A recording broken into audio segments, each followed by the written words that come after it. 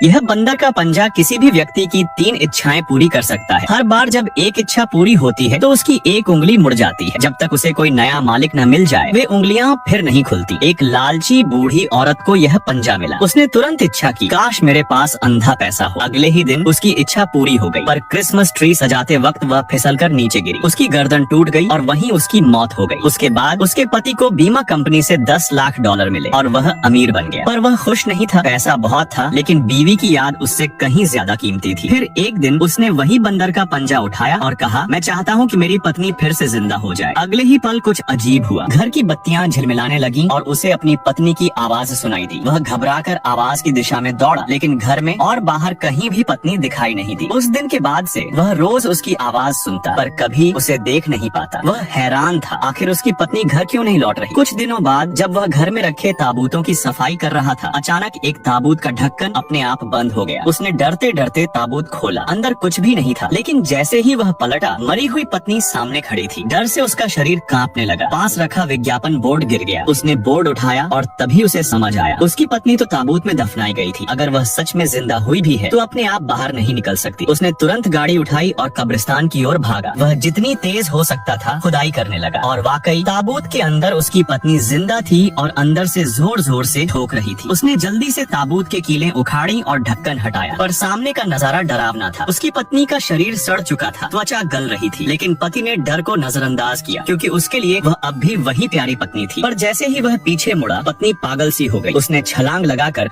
उस पर हमला कर दिया। बूढ़ा किसी तरह कब्र से बाहर निकला, लेकिन तभी पत्नी ने उसका पैर काट लिया। अब वह समझ गया यह औरत नहीं, इंसान खाने वाला राक्षस बन चुकी है। डर के मारे उसने पास पड़ा फावड़ा उठाया और उससे पत्नी के नकली दांत उड़ाकर रख दिए। फिर उसके दोनों हाथ काट डाले और उसे कब्र में वापस धकेल दिया। मगर पत्नी के कटे हुए हाथ जमीन पर रेंगते हुए उसकी ओर बढ़ने लगे। घबराकर वह गिर पड़ा और चीखते हुए बंदर का पंजा उठाया। उसने तुरंत दूसरी इच्छा मांगी, काश मेरी पत्नी फिर से मर जाए। जैसे ही उसने कहा, पत्नी की कब्र फिर से अपने पुराने रूप में लौट आई, मानो कुछ हुआ ही न हो। अब पत्नी को हमेशा के लिए खो देने के बाद बूढ़े के पास जीने की कोई वजह नहीं बची थी। उसने तीसरी और आखिरी इच्छा मांगी, काश कोई हत्यारा आकर मुझे मार